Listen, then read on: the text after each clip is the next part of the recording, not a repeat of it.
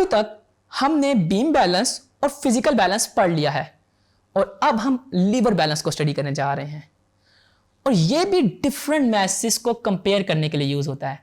Liver balance की working थोड़ी बहुत फिजिकल बैलेंस जैसी होती है, बट इसकी वर्किंग फिजिकल बैलेंस से काफी आसान है just because of the construction जो कि लीवर बेस्ड है। और इन लीवर्स के ऊपर ईच साइड पे पेन्स हैं। एक पेन में हम अननोन मैस प्लेस करते हैं और दूसरे पेन में हम स्टैंडर्ड मैसेज यूज करते हैं और पॉइंटर को ऑब्जर्व करते हैं कि वेदर पॉइंटर 0 पोजीशन पर है या नहीं।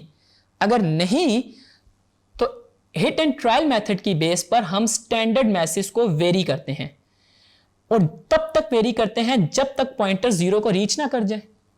और जब हमारा मैस बैलेंस हो जाए तो then we will add the standard message to find the unknown masses of others.